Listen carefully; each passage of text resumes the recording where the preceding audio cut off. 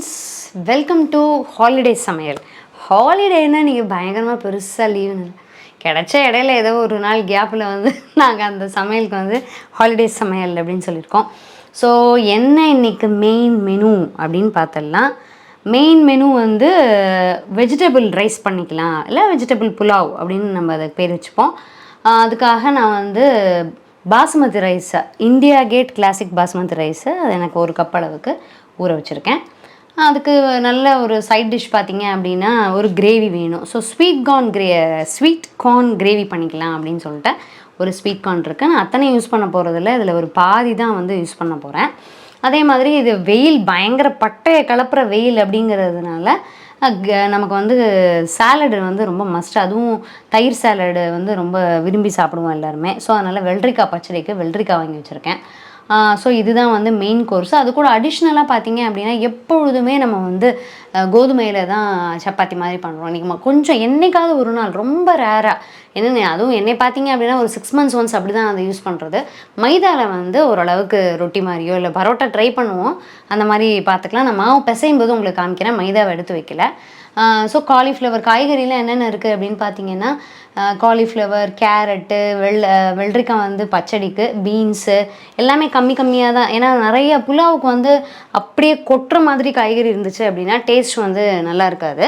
அது போக கண்டிப்பாக கம்பல்சரி ஒரு ஸ்வீட் வேணும் அப்படின்னு சொல்லிட்டு தினையில் பாயசம் பண்ணிக்கலாம் அப்படின்னு பிளானு. ஸோ திணை பாயசம், வெஜிடபிள் புலாவ், அதுக்கு சைட் டிஷ் வந்து ஸ்வீட் கார்ன் கிரேவி அண்ட் மைதா பரோட்டா அல்லது சப்பாத்தி, ஏதோ ஒன்று அதுக்கு பேர் வச்சுக்கலாம். ஸோ எல்லாத்தையும் முதல்ல என்ன பண்ணிடலாம் அப்படின்னா அந்த காய்கறிகள் எல்லாத்தையுமே நறுக்கி வச்சுருவோம். இனிஷியலாக நம்ம காய்கறியெல்லாம் கட் பண்ணுறதுக்கு முன்னாடி வதக்கிற வேலையை ஆரம்பிச்சிடுவோம் நம்ம கிரேவிக்கு. நான் வந்து ஒரு 3-4 டீஸ்பூன் அளவுக்கு சுட்டெண்ணெய், அதாவது நம்ம அப்பளம் பொரிக்கிறது, வடை அதெல்லாம் பொரிச்சிட்டு வச்சுருப்போம் இல்லையா, ஒன்ஸ் அதை பொரிச்சிட்டு அப்படியே டேரெக்டாக தாளிக்கிறது, அவ்வளோதான். இந்த தாளிச்சிட்டோம் அப்படின்னா அதோட அந்த வேலை முடிஞ்சுது. எகெயின் அண்ட் எகெயின் அது ரிப்பீட்டாக யூஸ் பண்ணாமல் இருக்கிறதுக்காக. ஸோ இப்போ வந்து இது கூட நம்ம என்ன சேர்த்துடலாம் அப்படின்னா பெரிய வெங்காயம் ஒரு மீடியம் சைஸாக இருக்கிறது ஒரு 2 எடுத்திருக்கேன். அதை வந்து வதக்கிட்டு அது ஓரளவுக்கு வதங்கினதுக்கப்புறமா நம்ம வந்து தக்காளியை சேர்த்துக்கலாம்.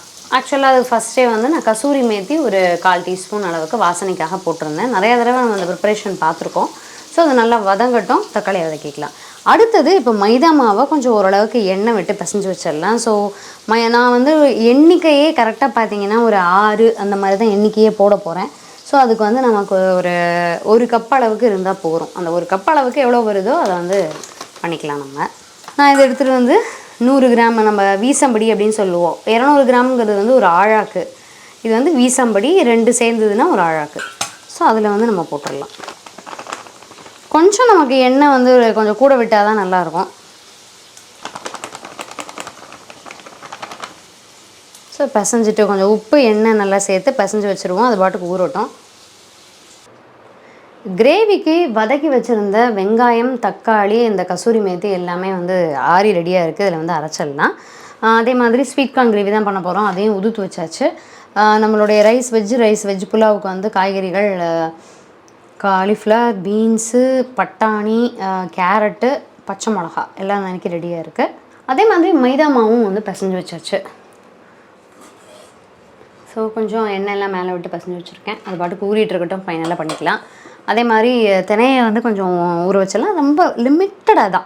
ஸோ அதனால் ஒரு 1/4 கப் அளவுக்கு போகும் என்னை பொறுத்த வரைக்கும். அந்த அளவுக்கு குவான்டிட்டி இருந்தால் போகும். ஸோ அதை எடுத்து இப்போ கட் பண்ணி கொஞ்சம் களைஞ்சிட்டு ஊற வச்சிடுறேன். கொஞ்ச நாள் ஊறினா போகும், பெருசாக ஒன்றும் இல்லை. ஸோ இப்போ இதில் வந்து என்ன பண்ணிக்கலாம், ஒரு 2 டீஸ்பூன் அளவுக்கு எண்ணெய் விட்டு அல்லது வெண்ணெய் சேர்த்துக்கிட்டால் இன்னும் பெஸ்ட்டு. வெண்ணெய் சேர்த்து அதில் வந்து ஸ்வீட் கார்ன் வந்து வதக்க ஆரம்பிச்சிடலாம். வெஜ் புலாவுக்கு வந்து ஒரு குக்கரில் ஒரு 3 டீஸ்பூன் அளவுக்கு வெண்ணெய் போட்டிருக்கேன். அதில் நறுக்கி வச்சுருக்கக்கூடிய பச்சை மிளகாவை சேர்த்துடலாம். அதாவது ஒரு கீரல் மட்டும் கீறி வச்சுருக்கேன். ஸோ அது வந்து அது கூடவே நம்ம ஒரே ஒரு சின்ன சைஸாக இருக்கக்கூடிய பெரிய வெங்காயம், அதை வந்து நல்லா அப்படி பார்த்தீங்க அப்படின்னா மெல்லிசாக நீளமாக நறுக்கியிருப்பேன், அதையும் அதில் சேர்த்துடலாம். நல்லா கோல்டனாக வதங்கட்டும்.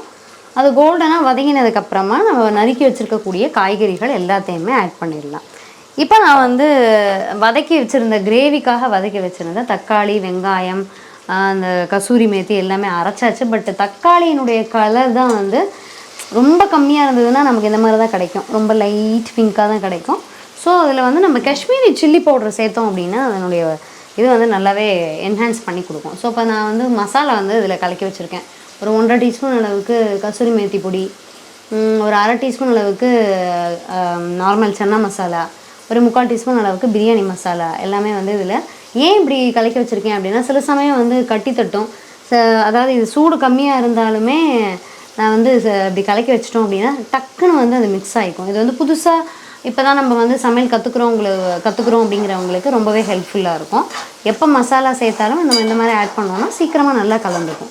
ஸோ இப்போ இது வந்து எல்லாமே வதக்கி அரைச்சது தான். இப்போ இந்த மசாலாவினுடைய பச்சை வாசனை போகட்டும். அதனால் ஒரு 5-6 நிமிஷம் அது நல்லா கொதிச்சதுன்னா தேவையான அளவுக்கு உப்பெல்லாம் சேர்த்து கொஞ்சமாக கொத்தமல்லி தழை சேர்த்து இறக்கிடலாம். ஸோ வெங்காயம் வதங்கினதுக்கப்புறமா எல்லா காய்கறியுமே அப்படியே போட்டு ஒன்றா கொட்டிடலாம். கொட்டிட்டு காய்கறியை வந்து ஒரு 5 நிமிஷம் வதக்குவோம். இது வந்து பாசுமதி ரைஸுங்கிறதுனால நம்ம வந்து ஹை ஃப்ளேமில் வச்சு ஒரு விசில் விட்டு தான் ஆஃப் பண்ணிடுவேன். ஸோ அதனால் வந்து காய்கறிகள் வந்து நல்லாவே முன்னாடி வதங்கிடுச்சு அப்படின்னா டேஸ்ட்டு சூப்பராக இருக்கும். அதே மாதிரி ரொம்ப ஒரு அரை பங்கு வரைக்கும் வதக்கினா போதும். ரொம்ப வதக்கிட்டோம்னா வெந்துடும். ஸோ அதனால் நமக்கு க்ரன்ச்சியாக இருக்கணும் புலாவுக்கு. அதனால் ஓரளவுக்கு வதக்கிட்டு நம்ம வந்து தண்ணியெல்லாம் சேர்த்துடலாம். உப்பு அதெல்லாம் என்ன நமக்கு தேவையான அளவுக்கு உப்பு சேர்த்துட்டு தண்ணி வந்து ஆட் பண்ணிடலாம். நான் யூஸ் பண்ணுறது இந்தியா கேட் பாஸ்மதி ரைஸு. ஒரு பங்கு ரைஸுக்கு 1.5லேருந்து 1.25 பங்களவுக்கு தண்ணி நான் யூஸ் பண்ணுவேன். உங்களுக்கு நல்லா வேகணும் அப்படின்னு நினச்சா நீங்கள் இன்னும் 2 பங்களவு கூட தண்ணி சேர்த்துக்கலாம். ஸோ இது நல்லா வதங்கட்டும். காய்கறிகள் எல்லாமே ஓரளவுக்கு கொஞ்சமாக வதங்கினதுக்கப்புறமா 1.25 பங்கு அளவுக்கு தண்ணி சேர்த்துருக்கேன். 1 கப் அளவுக்கு ரைஸ்க்கு 1.25 பங்கு அளவுக்கு தண்ணி. இப்போ இதில் தேவையான அளவுக்கு உப்பு சேர்த்தாச்சு. இப்போ இந்த ரைஸை வந்து அதில் போட்டுடலாம். சுத்தமாக தண்ணியை வடித்து எடுத்து வச்சாச்சு. அதில் வந்து பாஸ்மதி ரைஸ் போட்டேன். இப்போ அதை நல்லா கலக்கி விட்டுட்டு ஹை ஃப்ளேமில் ஒரே ஒரு விசில் விட்டு சிம்மில் வச்சு 2 மினிட்ஸ் கழித்து நான் ஆஃப் பண்ணிடுவேன். ஸோ அதை நல்லா மிக்ஸ் பண்ணி க்ளோஸ் பண்ணி வச்சிடலாம். தினம் வந்து ஒரு சின்ன குக்கரில் அந்த 1/4 கப்பு அளவுக்கு எடுத்துருந்த தினையை நல்லா களைஞ்சிட்டு ஊற வச்சுருந்தேன் இல்லையா, ஒரு 20 நிமிஷம் அந்த ஊறிருக்கு.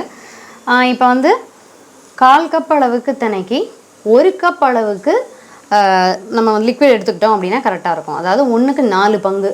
ஸோ நான் எப்படி அதை எடுத்திருக்கேன் அப்படின்னா, 1/2 கப் அளவுக்கு காய்ச்சி ஆற வச்ச பால், 1/2 கப் அளவுக்கு தண்ணி.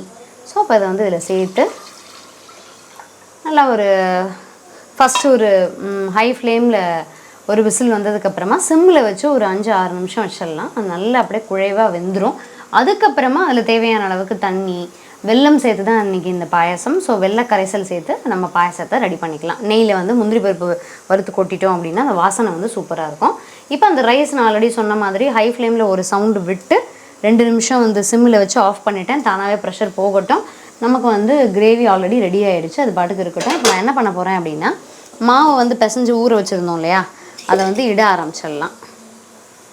ஸோ கொஞ்சம் இடையில வந்து நம்ம வாத்து எடுக்கும்பொழுது கொஞ்சம் லைட்டாக எண்ணெயோ நெய்யோ விட்டு பண்ணோம் அப்படின்னா நல்லாயிருக்கும். நான் ஆல்ரெடி சொன்ன மாதிரி ஒரு தடவைக்கு 6 மாதத்துக்கு ஒரு தடவையோ 9 மாதத்துக்கு ஒரு தடவையோ அப்படி தான் நான் பண்ணுவேன். அடிக்கடி பண்ண மாட்டேன். மைதா யூஸ் பண்ணாதீங்க, அது வந்து ஹெல்த்துக்கு ரொம்ப கேடு அப்படின்னு நீங்கள் சொல்வீங்க. அதனால தான் உங்களுக்கு திருப்பி சொல்கிறேன். ஸோ இதை வந்து இட ஆரம்பிச்சிடலாம். கொஞ்சம் இப்படி கொஞ்சம் லேயராக வர மாதிரி, ரொம்ப வராது, லேயராக ஓரளவுக்கு கொஞ்சம் மடித்து செஞ்சுக்கலாம். இப்போ நம்ம பிசைஞ்சு வச்சுருந்த மைதா மாவை நான் ஓரளவுக்கு அப்படியே வந்து இட்டு போட ஆரம்பிச்சிருக்கேன். மைதா மாவை பொறுத்த வரைக்கும் ரொம்ப ஷேப் வந்து கரெக்டாக வரும் அப்படிங்கிறது நம்ம சொல்ல முடியாது. ஓரளவுக்கு தான் வரும். வந்து நம்ம நல்லா கோல்டனாக கொஞ்சம் எண்ணெய் வந்து கொஞ்சம் லைட்டாக கூட தான் விடணும். அப்போ தான் நல்லாயிருக்கும். எண்ணெய் கூட விட்டோ அல்லது நெய் வெண்ணெய் எது வேணாலும் நம்ம கூட விட்டு இதை வந்து சுட்டு எடுத்து வச்சிடலாம். ஆல்ரெடி நான் சொன்ன மாதிரி வரகு வேக போட்டிருந்தேன்ல, அது வந்து நல்ல சவுண்டு, பெரிய சவுண்டு, ஹை ஃப்ளேமில் சவுண்டு வந்து இப்போ சிம்மில் வச்சுருக்கேன். சிம்மில் அது பாட்டுக்கு வந்து இருக்கட்டும். இருந்ததுக்கப்புறமா ஒரு 6 நிமிஷம் கழிச்சு ஆஃப் பண்ணிக்கலாம். அதுக்குள்ளே இதை இட்டு போட்டு எடுப்போம். ஸோ அந்த நம்ம வெஜ்ஜு புலாவ் வந்து சவுண்டு போனதுக்கப்புறமா ஓப்பன் பண்ணியாச்சு. அப்படியே பார்த்தீங்க அப்படின்னா அந்த ரைஸ் வந்து ரொம்ப சூப்பராக இருக்குது பாருங்கள். அப்படியே உதிரு உதிரா. அதுக்கு ரீசன் கரெக்டாக என்னென்னா, நம்ம அளவு வந்து கரெக்டாக எடுத்துடணும். தண்ணியினுடைய அளவு வந்து ரொம்ப கரெக்டாக எடுக்கணும், இல்லாட்டி குழஞ்சி போயிடும். ஸோ இந்த மாதிரி நீளமாக வெஜ் புலாவ் எது நம்ம வந்து பாஸ்மதி ரைஸில் பண்ணாலும் உதிரா அந்த மாதிரி வரணும் அப்படின்னா கம்பல்சரி தண்ணியினுடைய அளவு வந்து ரொம்ப மஸ்ட்டு. ஸோ ரொம்ப இப்போ கிளறி விட வேண்டாம். சூடாக இருக்கும்போது கிளறி விட்டோம்னா அப்போயே உடஞ்சிரும். ஸோ அதே மாதிரி நான் ஒன்று ஒன்றா போட்டு எடுத்துகிட்ருக்கேன். கொஞ்சம் லைட்டாக வந்து ஆயில் கூட தான் விடணும், அப்போ தான் டேஸ்ட் நல்லாயிருக்கும். இப்போ வந்து திணை ஆஃப் பண்ணியாச்சு. தானாகவே ப்ரெஷர் போகணும். இன்னும் கொஞ்சம் ஒரு 2 நிமிஷத்தில் போயிடும். அதுக்கப்புறமா நம்ம வந்து வெல்லம் கொஞ்சம் தண்ணி கூட எக்ஸ்ட்ராவாக விட்டு கரைச்சி சூடு பண்ணி வடிகட்டி அதில் விட்டுட்டோம் அப்படின்னா பாயசம் வந்து ஃபென்டாஸ்டிக்காக ரெடி ஆகிடும்.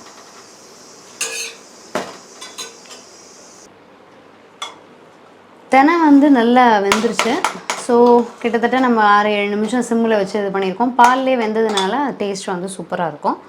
அதனால் இப்போ என்ன பண்ணிடலாம், நான் வந்து நாட்டு சர்க்கரை இருக்கு இல்லையா, தேவையான அளவுக்கு ஸ்வீட் எங்களுக்கு எவ்வளோ தேவையோ அந்த அளவுக்கு ஸ்வீட் சேர்த்து அதில் கொஞ்சம் ஓரளவுக்கு தாராளமாக தண்ணி விட்டு கரைச்சிட்டேன்.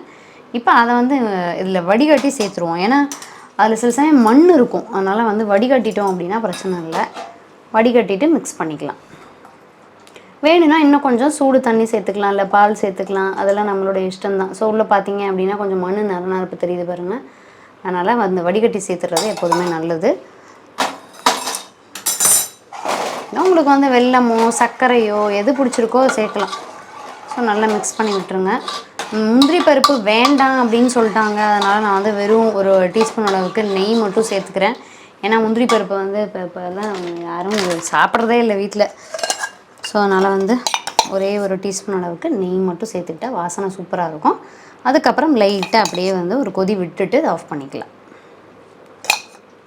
ஃப்ரெண்ட்ஸ், நம்மளோட ஹாலிடே சமையல் வந்து ரெடி ஆகிடுச்சு. இப்போ அந்த ரைஸில் வந்து லைட்டாக பெப்பர் சேர்த்துருக்கேன் நான். அப்போ உங்களுக்கு அந்த காரம் வந்து கரெக்டாக இருக்கும். ஸோ பெப்பர் சேர்த்தா நம்மளுடைய வெஜ் புலாவ் ரெடி ஆகிடுச்சு.